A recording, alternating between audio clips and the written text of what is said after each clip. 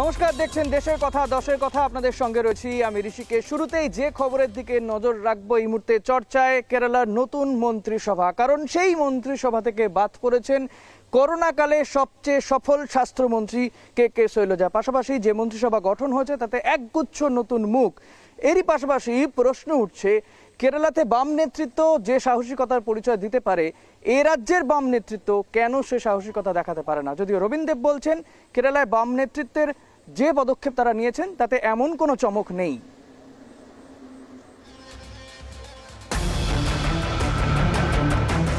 Corona অতিমারিকালে সবচেয়ে সফল স্বাস্থ্যমন্ত্রী, কেরলের এলডিএফ সরকারের গত মন্ত্রিসভার সেই সেরা প্রতিনিধি বাদ এবারের নতুন মন্ত্রিসভা থেকে। মালয়ালি রাজনীতিতে দ্বিতীয়বার ক্ষমতায় ফেরার নজির করেই কেরলে বড় চমক দিল বামেরা। মুখ্যমন্ত্রীর মুখ হিসাবে পুনরায় নির্বাচিত হলেন পিনারাই বিজয়ন। তবে নতুন মন্ত্রিসভা থেকে বাদ পড়লেন গতবারের সব মন্ত্রীরাই। এই তালিকায় সবচেয়ে উল্লেখযোগ্য নাম অবশ্যই কে শৈলজা। কেরলের নতুন মন্ত্রিসভায় এবার 21 জন মন্ত্রী থাকছেন। সিপিএম এর 12 জন, সিপিআই এর 4 জন মন্ত্রী হচ্ছেন। কেরল কংগ্রেস এম, জনতা দল এস এবং এনসিপি প্রত্যেক দলেরই একজন করে বিধায়ক মন্ত্রী হচ্ছেন। মন্ত্রীদের সকলেই নতুন মুখ। তরুণদেরই এবার মন্ত্রিসভায় জায়গা দিল বামেরা। 64 বছরের কে শৈলজাকে মন্ত্রিসভা থেকে বাদ দিয়ে তার পরিবর্তে তরুণ নতুন মুখ সামনে এনে প্রত্যাবর্তনের পরেও বাম রাজনীতিতে নজির গড়ল কেরলের বামেরা, মনে করছে রাজনৈতিক মহল। কেরলের বামেদের এই পদক্ষেপের পরেই একের পর এক ভোটে পরাজয়ের পরও বঙ্গে বামেরা কেন এমন সাহসী সিদ্ধান্ত নিতে পারছে না তা নিয়ে বাম দলগুলির অন্দরেই উঠছে প্রশ্ন। রিপাবলিক বাংলাকে সিপিএম নেতা রবীন দেব জানালেন, প্রার্থী নির্বাচন থেকেই কেরলের নতুন মুখ তুলে আনার প্রয়াস নিয়েছিল বামেরা। নতুনদের উপর সেই দায়িত্ব দেওয়ার প্রক্রিয়া যখন মনোনয়ন যখন দেওয়া হয়েছিল, প্রার্থী যখন ঠিক হয়েছিল, তখন থেকেই এই পরিবর্তনের প্রক্রিয়াটাকে গ্রহণ করা হয়েছিল। এটা নতুনত্ব কিছু নেই। একই দলের সিদ্ধান্ত গ্রহণে দুই রাজ্যে ভিন্ন অবস্থান। এক রাজ্যের নেতৃত্ব তরুণ ও নতুন মুখ তুলে এনে চমক দিলেও অন্য রাজ্যের দলের অধিকাংশ পদে সেই পুরনো মুখই। দক্ষিণের রাজ্যের বামেদের সাহসী ও দৃঢ় সিদ্ধান্তের পরেই রাজনৈতিক মহলে প্রশ্ন উঠছে, তবে কি ক্ষমতা আঁকড়ে থাকার প্রবণতায় সাহসী সিদ্ধান্ত গ্রহণে পিছপা করে দিচ্ছে বঙ্গের বামেদের? প্রিয়াঙ্কা রায়ের রিপোর্ট, রিপাবলিক বাংলা।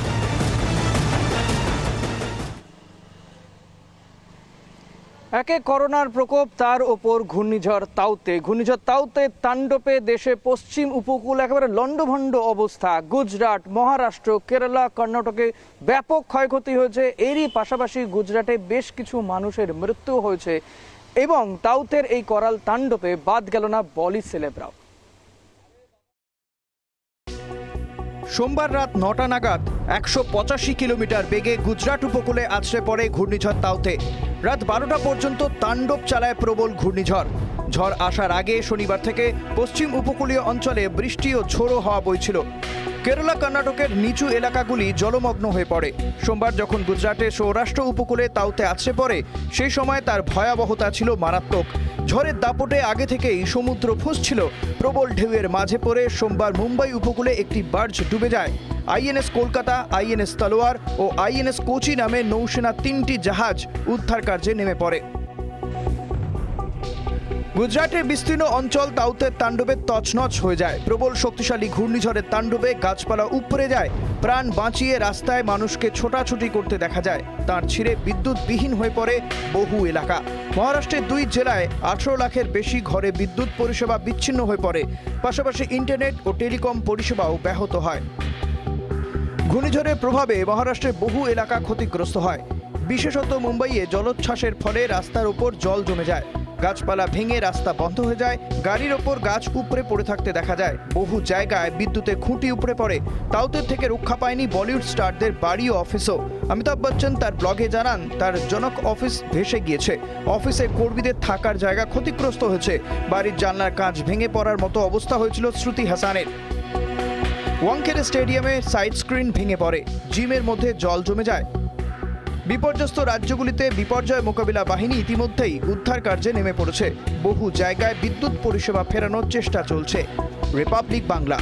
সিঙ্গাপুর স্ট্রেনে কি দেশে করোনার তৃতীয় ঢেউ বয়ে নিয়ে আসবে? এই সিঙ্গাপুর স্ট্রেনের জেরে বিপদে পড়বে দেশের শিশুরা? অন্তত দিল্লির মুখ্যমন্ত্রী অরবিন্দ কেজরিওয়ালের সতর্ক বার্তার পরে সেই প্রশ্নই উঠছে।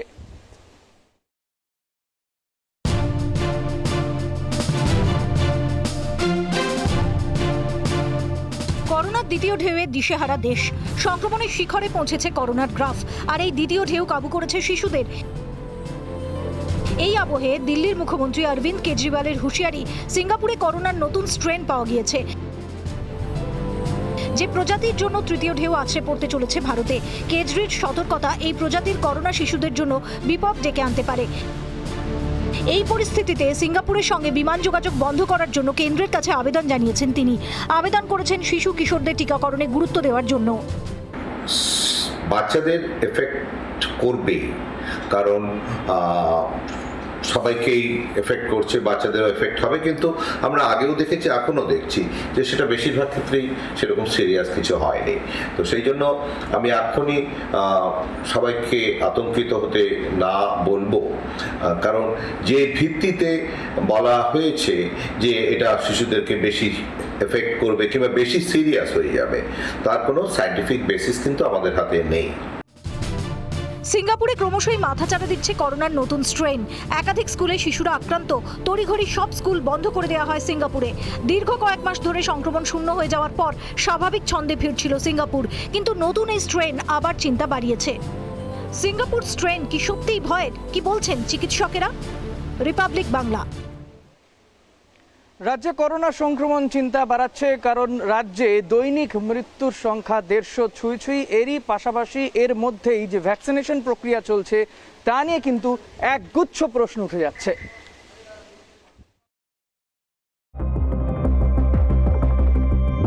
সংক্রমণ প্রতিরোধে কার্যত লকডাউন, কড়া বিধিনিষেধ জারি রাজ্যে, নিয়ম পালনে কড়া পুলিশ প্রশাসন। কড়াকড়ি সত্ত্বেও লাফিয়ে বেড়েই চলেছে করোনা সংক্রমণ।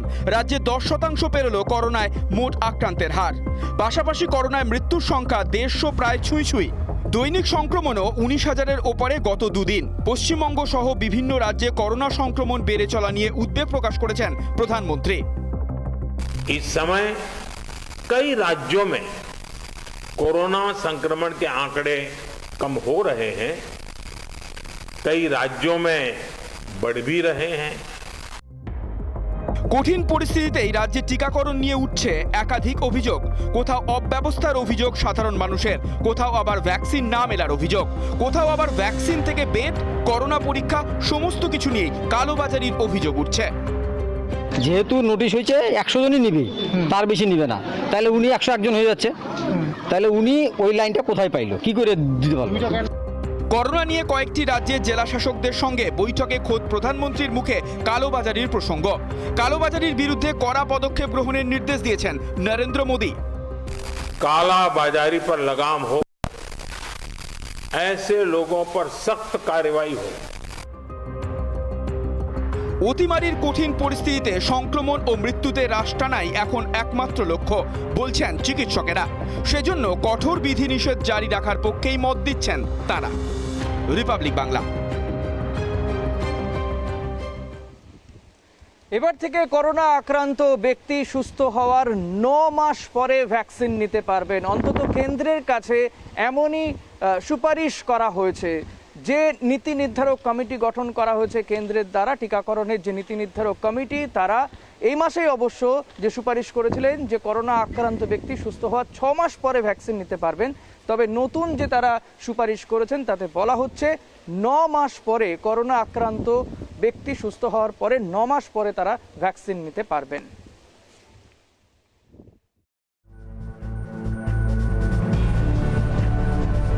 করোনা আক্রান্ত হয়ে সুস্থ হওয়া কোনো ব্যক্তি এখন ভ্যাকসিন নিতে পারেন 6 মাস পর।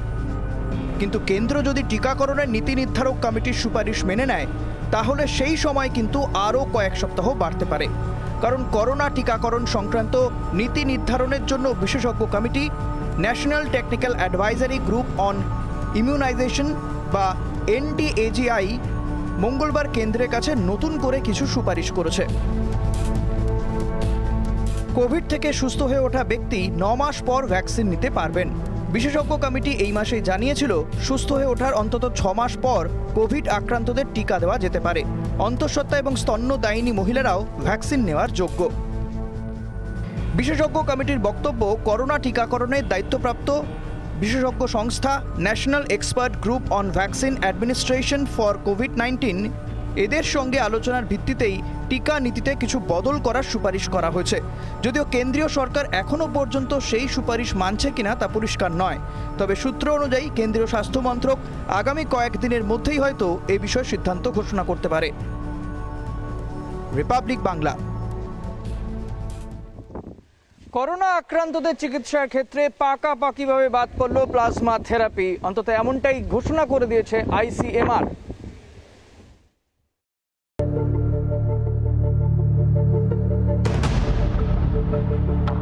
করোনা চিকিৎসায় ক্লিনিক্যাল ম্যানেজমেন্ট গাইডলাইন থেকে প্লাজমা থেরাপি বাদ দেওয়ার কথা জানিয়ে দিল ICMR এবং ন্যাশনাল টাস্ক ফোর্স। কোভিড জয়ীতে রক্তের প্লাজমা ব্যবহার করা হয় করোনা আক্রান্তের চিকিৎসায়। কোভিড জয়ীর প্লাজমায় থাকে অ্যান্টিবডি। এই অ্যান্টিবডি করোনা আক্রান্তের চিকিৎসায় ব্যবহার করা হয়। মৃদু উপসর্গের রোগী থেকে বিপন্ন রোগীর ক্ষেত্রেও ব্যবহার করা হয়েছে এই থেরাপি। বছরখানেক আগে কোভিডের চিকিৎসায় অন্তর্ভুক্ত করা হয় প্লাজমা থেরাপি। বহু কোভিড জয়ী প্লাজমা দান করতেও এগিয়ে আসেন, কিন্তু বছরখানেক ধরে গবেষণার পর দেখা যায় আদৌ সেরকম প্রভাব পড়ছে না প্লাজমা থেরাপিতে। প্লাসিড ট্রায়াল নামে ICMR এর গবেষণায় দেখা যায় প্রথাগত চিকিৎসায় সুস্থতার হারের সঙ্গে তেমন পার্থক্য নেই তাদের ক্ষেত্রে, যেখানে প্লাজমা থেরাপি প্রয়োগ করা হয়েছে। এরপরই বৈঠকে বসে ICMR, এইমস এবং ন্যাশনাল টাস্ক ফোর্স। আলোচনায় প্রত্যেকেই সহমত প্লাজমা থেরাপি বাদ দেওয়ার বিষয়ে। তবে এই সিদ্ধান্ত কেন লাখ লাখ মানুষের প্লাজমা দানের পর নেওয়া হলো, এই নিয়ে প্রশ্ন উঠছে। কেন গবেষণা সম্পূর্ণ না করেই ক্লিনিক্যাল ম্যানেজমেন্টের অন্তর্ভুক্ত করা হলো, এই প্রশ্ন উঠছে। রিপাবলিক বাংলা।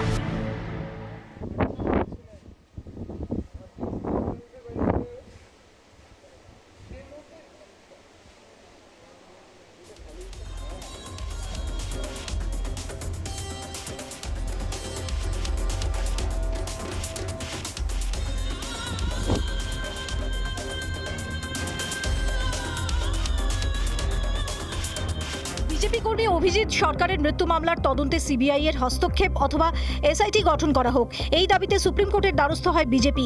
আবেদনকারীর পক্ষে আইনজীবী মহেশ জেঠমালানি সুপ্রিম কোর্টে বলেন, অভিজিৎ সরকারের মৃত্যুর মামলা অত্যন্ত গুরুত্বপূর্ণ, যেখানে দুই প্রত্যক্ষদর্শীও আছেন, কিন্তু পুলিশ কোনো রকম পদক্ষেপ করেনি এই মামলার তদন্তে। নিরপেক্ষতার জন্য মামলায় CBI বা সিট তদন্ত প্রয়োজন। মহেশ জেঠমালানি উল্লেখ করেন, এখনও অভিজিৎ সরকারের দেহ সৎকার করা হয়নি। তার পরিবার চায় ফরেনসিক পরীক্ষা করে দেখা হোক, আর সেক্ষেত্রে গুরুত্ব সহকারে বিষয়টি বিবেচনার আবেদন জানান তিনি। এরপরই সুপ্রিম কোর্ট এই মামলায় রাজ্য ও কেন্দ্রকে অন্তর্ভুক্ত করার কথা বলে। দুই পক্ষকেই নোটিশ দেওয়া হয়। মামলাকারীকেও কেন্দ্র ও রাজ্যকে মামলার কপি দেওয়ার নির্দেশ দেয় দেশের শীর্ষ আদালত। রিপাবলিক বাংলা।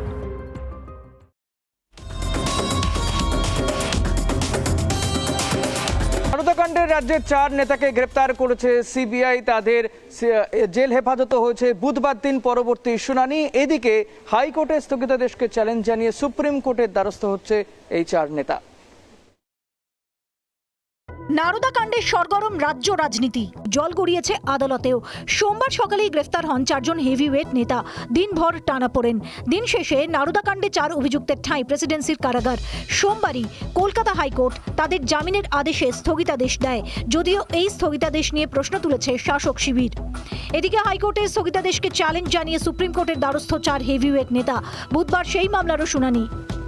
রাজ্যের মানুষ, গণতন্ত্রপ্রিয় মানুষ, তারা ফিরহাদ হাকিমের সাথে আছেন। আমরা বিশ্বাস রাখি আগামীকাল আমরা উচ্চ ন্যায়ালয়ে সুবিচার পাব।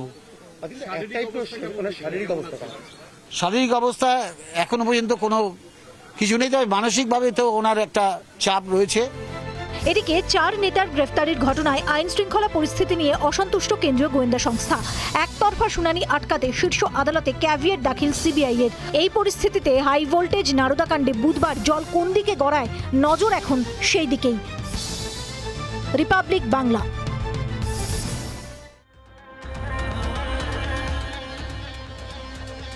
মালদার আম নিঃসন্দেহে বিখ্যাত মালদার আম, কিন্তু সেই মালদার আমও কিন্তু এই করোনাকালে যেহেতু একাধিক বিধিনিষেধ রয়েছে, রাজ্যে কার্যত লকডাউন চলছে, ফলত পরিবহন বন্ধ রয়েছে, গণপরিবহন বন্ধ রয়েছে এবং ঘরবন্দি হয়ে পড়ে রয়েছে মালদার আম।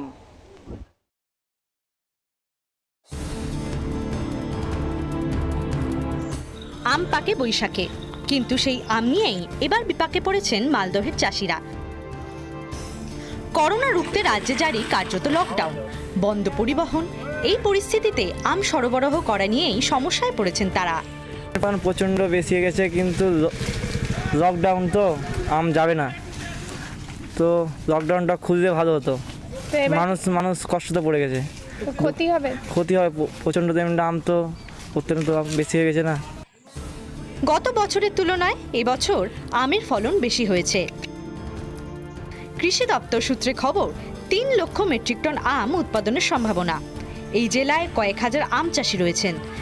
দেশের বিভিন্ন রাজ্যে আম রপ্তানি করা না গেলে চাষের খরচ ওঠানো সম্ভব হবে না, সেই নিয়ে চিন্তিত রয়েছেন তারা। করোনার জন্য তো ক্ষতি হচ্ছে, মানে বাইরে রপ্তানি এটা হচ্ছে না আর কি, মানে এই লোকাল জায়গাতেই আর কি হবে, কাছাকাছিতেই, দূরে তো মাল যাচ্ছে না। কার্যত লকডাউনে পরিবহন সমস্যার সঙ্গে সংক্রমণের ভয়।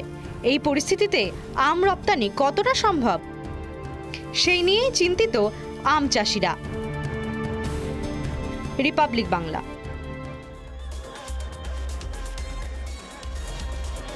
হাওড়া শহরের অন্যতম সমস্যা জল জমে যাওয়া এবং নিকাশি ব্যবস্থা নিয়ে বারবারই প্রশ্ন ওঠে এবং বহু ক্ষেত্রে দেখা যায় প্লাস্টিক জমে এই নিকাশি নালাগুলো বন্ধ হয়ে যাচ্ছে। ফলত বর্ষার আগে যথেষ্ট সচেতন থাকছে হাওড়া পুরসভা। বর্ষায় জল যন্ত্রণায় প্রতি বছর দুর্বিষহ হয়ে ওঠে হাওড়াবাসীর জীবন। হাওড়ার নিকাশি ব্যবস্থায় প্রধান সমস্যার নাম প্লাস্টিক। এই সমস্যা থেকে জেলাবাসীকে মুক্তি দিতে উচ্চ পর্যায়ের বৈঠক করলেন হাওড়া পুরসভার আধিকারিকেরা। মঙ্গলবারের বৈঠকে ছিলেন অ্যাডমিনিস্ট্রেটিভ বোর্ডের চেয়ারম্যান তথা রাজ্যের মন্ত্রী অরূপ রায়, পুর কমিশনার গৌতম চৌধুরী, ভাস্কর ভট্টাচার্য প্রমুখ।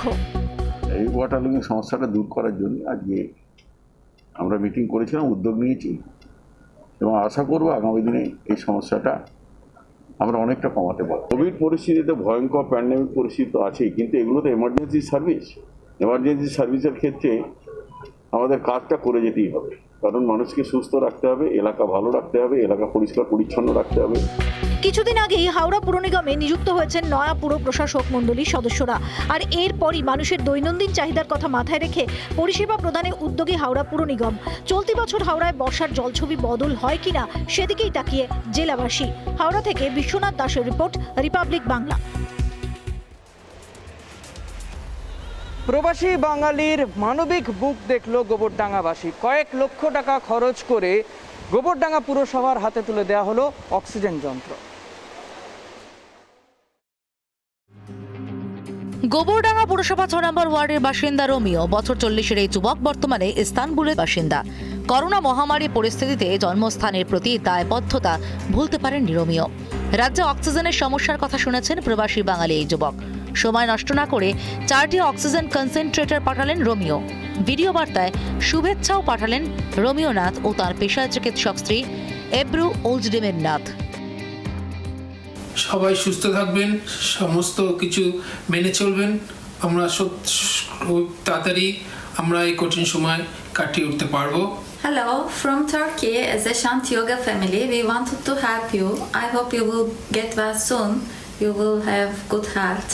Namaste. আমার দাদা যে তুরস্ক থাকে সে চিন্তা ভাবনা করলো এবং আমার মা বাবার স্বেচ্ছায় জিনিসটা এটাই করা হলো যে আমরা যাতে গোবরডাঙ্গা পৌরসভাকে 4টা যদি দিতে পারি, সার্বিকভাবে গোবরডাঙ্গার মানুষের যদি কিছুটা উপকার হয়, তার জন্য আমাদের এই চিন্তা ভাবনাটা করা হয়েছে।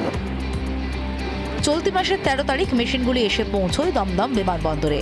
রোমিওর পরিবার গোবরডাঙ্গা পুরসভার হাতে তুলে দেয় মেশিনগুলো। যে পরিবার আমাদেরকে এখানে দান করেছেন তাদেরকে সাধুবাদ জানায়। সদ্য পৌর প্রশাসক মণ্ডলী যে উদ্যোগ নিয়ে এমন সুন্দর একটা কাজ করতে পেরেছেন, এজন্য আমি কৃতজ্ঞতা প্রকাশ করছি। আমরা পৌরসভার পক্ষ থেকে তাকে টেলিফোনে এবং তার পরিবারকে সরাসরি আমরা আশ্বস্ত করেছি এটার প্রপার ইউজ হবে। আমরা একটা অক্সিজেন পার্লার তৈরি করছি, সেখানে 24 ঘন্টাই খোলা থাকবে। এই মেশিন প্রতি মিনিটে 5 লিটার অক্সিজেন তৈরি করতে পারবে। অক্সিজেনের সংকট মুহূর্তে অক্সিজেন কনসেন্ট্রেটর পেয়ে খুশি গোবরডাঙ্গা পুরো এলাকার বাসিন্দারা। মানুষের পাশে দাঁড়াতে পেরে খুশি নাথ পরিবার। রিপাবলিক বাংলা।